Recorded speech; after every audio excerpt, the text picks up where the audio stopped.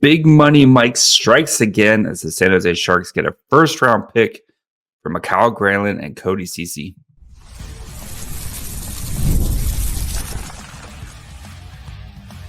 You're Locked On Sharks, your daily podcast on the San Jose Sharks, part of the Locked On Podcast Network, your team every day.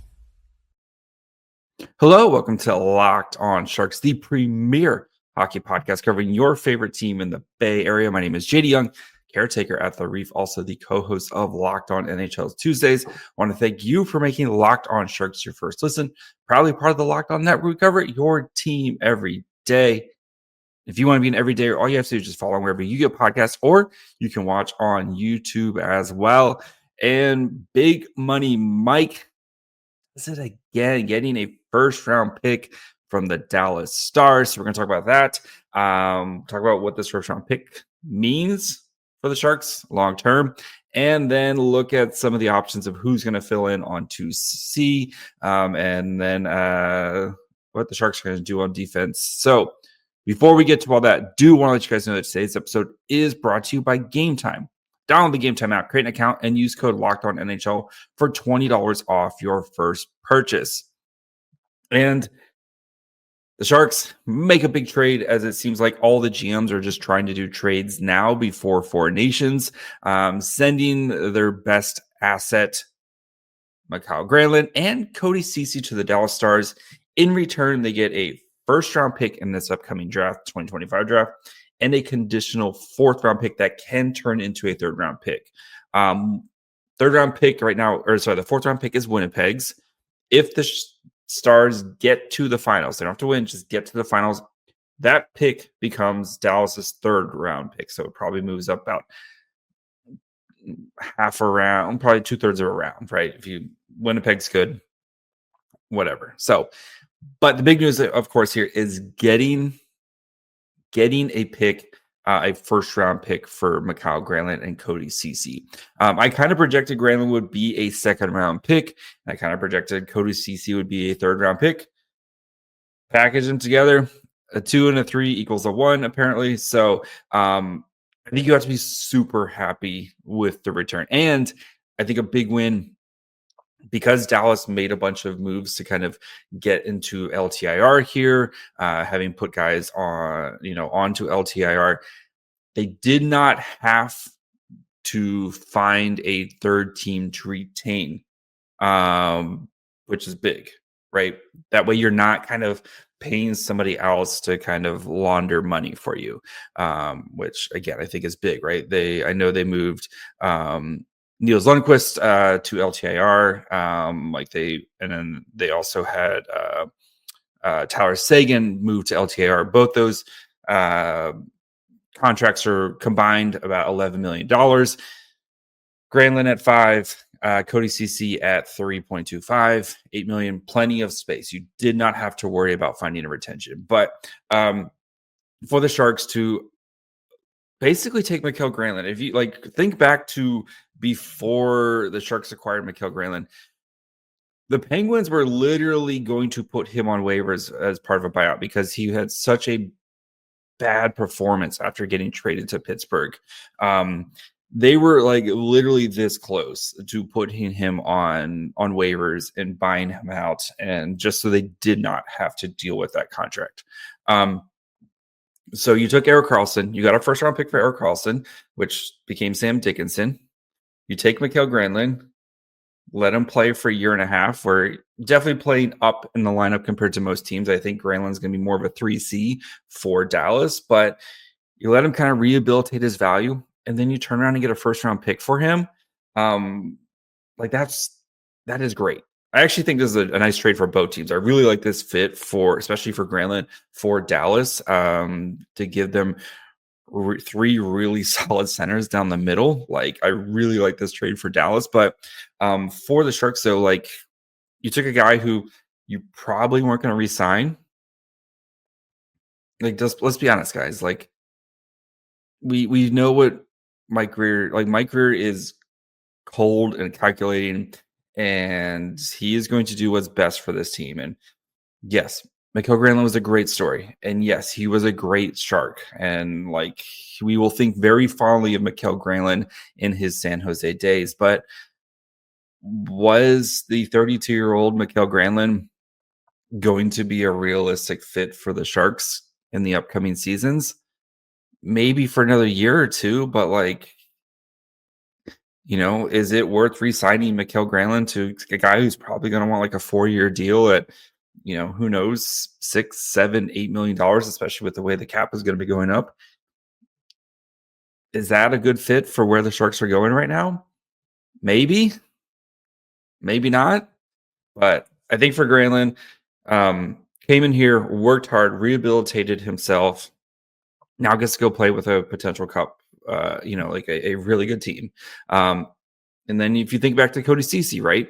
Sharks got Cody Ceci in a trade this offseason with the Edmonton Oilers, where they, yes, Sharks had to give up Ty Emberson as Edmonton wanted to get a more kind of cost-controlled player in Ty Emberson compared to Cody Ceci. He was a little bit more expensive, right?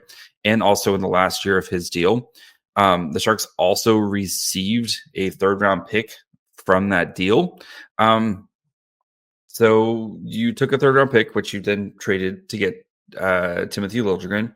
You got Cody Ceci, and then you helped package him out to get you, again, like a nice – you're getting a fourth-round pick and maybe a third-round pick plus getting that first-round pick. I think this is a great move by Mike Grier.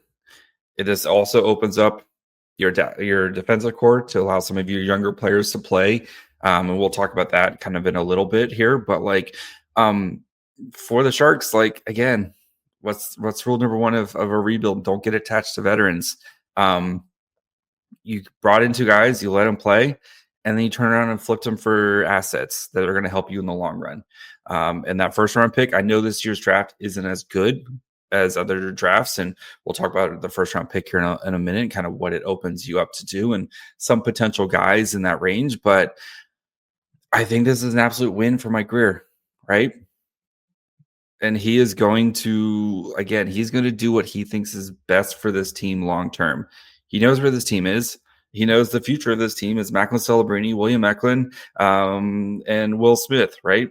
Plus some of the, Sam Dickinson and Musty and all these other guys that you got coming. But like, you have to think long term. That's what Mike Grier's job is to do, is to think long term. And yes, the Sharks are going to be way worse without Mikael Granlund on this team. And like, if you think it's been bad lately, it's going to get way worse here when it comes to quality of hockey on the ice for the remainder of the season. Like, I think the Sharks are now, if they weren't the favorites before this trade to get the first overall pick, they are now, I think, easily the favorites to get the first overall pick, especially with Askarov, who's probably going to be, is going to be spending some time with the Barracuda here.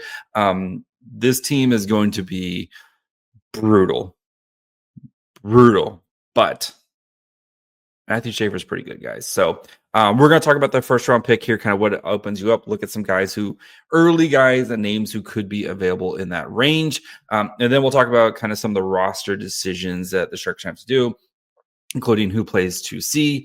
We'll look at some of the potential options there and kind of how this sorts itself out. So we'll get to that here in just 1 second. If you want to get to the tank to go see Celebrini and Smith and Eklund and the future of the Sharks, but you don't have to hassle through tickets, you need to check out Game Time. Game Time is an app that makes it super easy for you to find tickets. It curates the best deals, so you don't have to waste time searching through endless ticket listings. I've used Game Time picks a bunch of times. Made it great. Went to go see the Sharks Flames during the holidays. We got to see Askarov, 10 rows behind Askarov. Watch him do cool things. Super easy. Couple taps on my phone. Tickets were sent straight to me. So take the guesswork out of buying tickets with Game Time. Download the Game Time app, create an account, and use code LOCKEDONNHL for $20 off your first purchase. Terms and apply. Again, create an account, redeem code LOCKEDONNHL, LOCKEDON NHL for $20 off. Download Game Time today. Last minute tickets, Lowest price guaranteed. All right. Before we talk about this first round pick and its loveliness, I do want to thank you guys for making Locked On Sharks your first listen, even on a Saturday morning. If you haven't now, great time to subscribe. Way more draft coverage stuff now because, of course, the Sharks have another first round pick here. So we'll start digging into those. Start looking at the guys that dig into the top as some more. Plenty of great stuff. So if you haven't subscribed, now's the perfect time. Or if you're listening on Apple, great time to leave a review as well. Okay. First round pick. So gives the Sharks plenty of options here, right?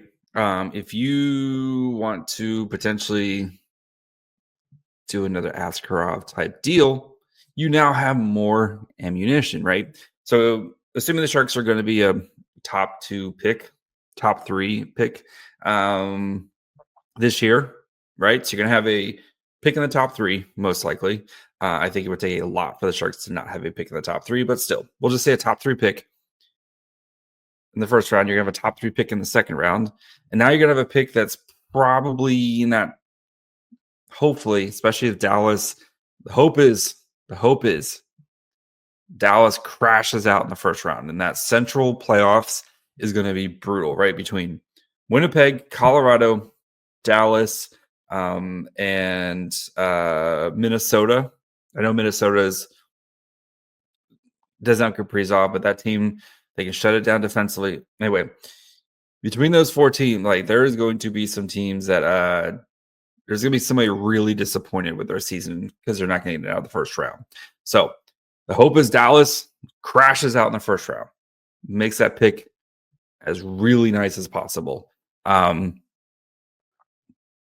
Because then you want then you're looking at like a mid-20s pick. So all right, so you're gonna have a pick mid to late 20s, we'll say. That just gives you so much more flexibility, right? We've talked about this before. If you want to trade up, and this draft isn't that super great, so maybe if you want to package your first and second round pick to trade up to go get a quality player in the early to mid teens, you could totally do that. If you wanted to go get another Askarov type deal where there's a player who maybe not happy with their situation, maybe a former first round pick who doesn't see where they're going to be playing anytime soon, maybe a defenseman like Simon Nemec, who has made it very clear that he's not happy with this situation. And yes, the New Jersey Devils said we're not going to trade him. We heard the same thing from Askarov. A week later, he gets traded, right? That's a very much off-season type of deal. But if you want to go do something like that, you could totally do something like that. Like this gives the Sharks just more ammunition to whatever they want to do. You want to go get a player who you think is going to be really close to making the NHL or an NHL type of player. You're in a great spot here with that. So we can spend some time. We'll definitely spend some time looking at players who might be worthy of trading that first round pick for, again, guys who are just not happy with their situation. Makes a ton of sense for the Sharks to do that, right? Because while keep drafting players is nice, at some point, like the beginning of your core guys like Eklund and stuff are going to start to kind of outgrow some of these players. So you want to kind of keep your core locked in together. So I wouldn't be surprised if a opportunity presented itself. Now Mike Grier has a little bit more ammunition to go make a deal like that. Also, the Sharks are like not trading their own first round pick. That would be insane. I do think, if you ask me today, I think Schaefer is the guy for the Sharks. If they get the first overall pick, solves a lot of issues. But anyway, let's look at some guys who could be in that range of players. So looking at Bob McKenzie's January rankings, and again, just as a reminder, with Bob McKenzie, he is a guy who he talks to actual NHL scouts.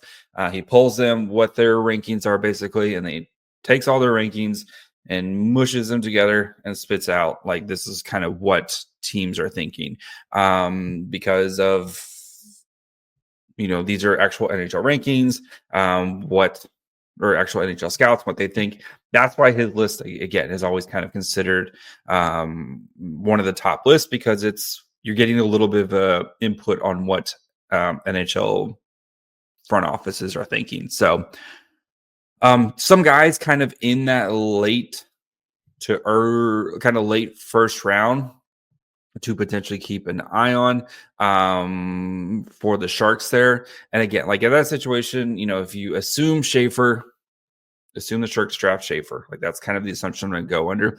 Again, it's not a done deal. It's like, again, I'm just assuming they're going to draft Schaefer. Some guys to kind of keep an eye on in that range is one guy I really like. He's a small guy. Like he is a small player. He's like 5'7", 5'8", but the dude scores. Cameron Schmidt, who plays for the Vancouver Giants in the WHL, 32 goals in 41 games for Vancouver. Again, not the biggest dude, but dynamite score for them. Another guy who I really like too in that range, Bill Zonin, who plays in the Q, power forward type of player, 6'2", 190, 23 goals in 45 games. If you want to add some more of that kind of, not Quentin, like he's not as dynamic as Quentin Musty, but that kind of like a little bit more, I think, physical, kind of the same type of range, like in the same type of range. I think he's a guy who would be a really nice, I think he's a Mike Grier type of player, just the style that he plays, right, where he plays hard. He's a guy to potentially kind of look at in there. I don't think Bob McKenzie has him in the top, but he's someone to keep an eye on. I know a lot of people like Blake Fiddler, who's a defenseman. He's a big boy, 6'4", right-handed shot, 209 pounds, playing with the Edmonton Oil Kings over in the WHL. He's got 21 points in 43 games, so I don't think he has a dynamic offensively, but right, you can't teach size. I think he's somebody who definitely kind of keep an eye on there. Who else does he have? Sorry, I'm trying to pull up too many things at once. But I know our friends had Carter Barrett. That's kind of probably a first round pick there. I don't think the Sharks are picking a goalie. You have the Chinese defenseman. I think it's Hao Wang, who's another big boy. In that situation, he's like 6'8", if I recall correctly. Like he played over in the OHL. 6'6", sorry. Simon Wang is I guess how he's is how he's what he's going by. So a couple guys to look at right there. You also Benjamin Kindle over in the WHL playing with the Calgary Hitmen. So we know the Sharks have gotten eyes on him. He's 5'10", 176 pounds, right-handed player, playmaker, puck handler, 29 goals in 46 games for the Hitmen this season.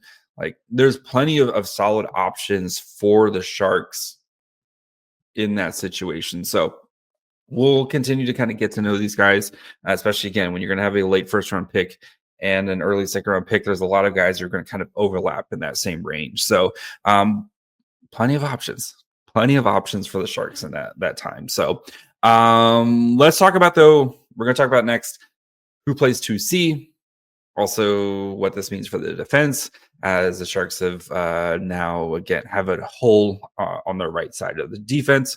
So we'll get to that here in just 1 second.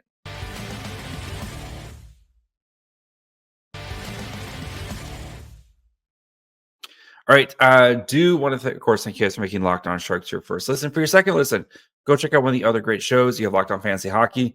Plenty of stuff here in the Bay Area. Locked On Niners, Locked On Warriors, Locked On A's, Locked On Giants. Plenty of great stuff here at the Locked On Network. We cover your team every day, even on a Saturday morning. My coffee is now cold, but even on Saturday morning when big trades happen, we got you covered. So make sure you follow along wherever you get podcasts. And of course, you can watch any of those shows on YouTube as well. All right. Who plays 2C? That's a big question, right? Mikael Celebrini. I know Granlund had been playing the 1C and Celebrini on the second line. Like, so the Celebrini line is now the first line, right? And like Celebrini's line has been getting a lot of tough matchups, et cetera, et cetera. But now that second line really, like, Zetterlund, Smith, question mark. I think the natural answer is Alex Wenberg, who I know missed last game with an injury, and I know he's considered day-to-day right now. So I would assume he is probably going to be your second line center for the foreseeable future. And then with Nico Sturm out till after Four Nations, and some of the injuries the Sharks do have up front, I think Luke Cunning is going to probably be your 3C. And then Colin White is your 4C. That does hopefully keep the Cunning Goodrow. Maybe we see them continue to be separated. We'll see. But I think Alex Wenberg is your 2C for now. But I wouldn't be surprised if at some point here, maybe not this week or maybe, whenever, but maybe especially after the deadline, if the Sharks give Will Smith another run at center, kind of another little test drive, because with Granlund gone, and one of the big questions now for the Sharks is they're going to have to find a 2C this offseason. And I already started working on this episode. I was hoping to kind of do it at some point here, but with Granlund gone, right, the Sharks are going to need to find a 2C, and whether that's Will Smith, and if you think Will Smith is ready to kind of make that jump, they're going to have to find somebody at least for the short-term future of who can kind of hold down that position while you wait for Will Smith to eventually take the role. I wonder, though, if they do give him a little bit of a test drive at it here. I could also see with Alex Wenberg playing 2C, if you feel like you don't want to give Will Smith that run, maybe Wenberg is your de facto 2C for the rest of the season. But Phil Beested is kind of the 3C of the future. Maybe Wenberg plays 2C, and then again after the trade deadline, Beested, who's kind of had an up and down season, but I thought played really well on Friday night for the Barracuda. I know he's been kind of dealing with some injuries. Maybe that's kind of slowed him down, but he looked really great on Friday night for the Barracuda. Maybe he gets a little bit of a run at 3C, again, to kind of give him a taste, and then that way he knows what he's working towards. And right, having that NHL experience for him, just something to kind of keep in mind there. So I do think it's Wenberg. And then Will Smith is probably the next guy if Wenberg is down for any apparent time. We could also relive the Luke Cunning 2C that we saw last year. I can't do it, but we'll see. You're running out of bodies here at some point. So I think it's Wenberg's job. I think Will Smith would probably be the next guy if Wenberg can't go for any particular time. So then you would have, like, I don't know, if it's Zetterlund, Smith, and I don't know, man. Like, again, you're running out of bodies here. I would assume they would probably bring somebody up there. Here, I'm like, the Barracuda finally got healthy for Friday's game. Maybe Bordelot gets a run. Bordelot's been playing really well the past couple of weeks. Maybe Colin Graff gets some more time up with the Sharks. There's some options there for San Jose. I don't know about Gushin. Gushin's kind of not had the year I think he wanted this season. But that's a potential answer there, especially if you do want some scoring. Gushin is potentially a guy there as well, but that's a pretty smaller kind of forward line. If you do have Gushin up there with Smith, and I think that is a lot to ask on that line. So it's not pretty, guys. It's not pretty. I think, though, another big question then, of course, now with Cody Ceci gone, who plays defense. So one, Jack Thompson, I think, who has been called up. I think this is a really big opportunity for him, right? Especially on the right side with the Sharks, who don't have a lot of right-handed defensemen. You have Timothy Liljegren and Jack Thompson as your two right-handed defensemen. And most of these guys have played on their offhand at some point or another. With Jan Ruda also on IR and not expected to be back until after Four Nations. I think it's a big opportunity for Thompson here to kind of help establish himself as a piece for the Sharks kind of long term. I really like Thompson's defensive game, or like his puck moving and stuff like that. I know he has some details to work on his defensive game and stuff, but the Sharks need more just puck movers and guys to get the puck out of their zone. So I think it's a big opportunity for Jack Thompson. I'd also love to see Shakir Mukhamadullin get another chance. I thought Friday night he had one of his best games of the season with the Barracuda. It just looked more confident. It looked like a guy who, like every time he made a decision, just went with it, and it usually worked out for him. He had 3 assists, but I just liked his puck movement. I liked when he skated with the puck. He made some nice plays. Had a couple, almost scored a goal like twice. I thought he played one of his best games. Also was tough in front of the net. Like he saved a goal at one point. I would love to see him get a real opportunity here because I know this season hasn't been the season that he's wanted, especially with the injury early in this, in training camp and kind of threw everything off. I think Mukhamadulin's really coming on strong here. I'd love to see Thompson and Mukhamadullin both get like some real time here in the NHL with their games. So, yeah. Overall, though, I think this is a big win for the Sharks on this trade. Getting a first round pick, like even if it's a late first round pick, you know how that it opens you up to do so much more stuff. Just gives you so much more flexibility of how you want to attack this offseason, whether you want to draft, whether you want to trade up, whether you want to go get somebody else. I think it's a huge, huge win for Mike Grier, who continually seems to make big wins with these trades. So that's going to be it for me today. We'll be back on Monday, probably talking more about this.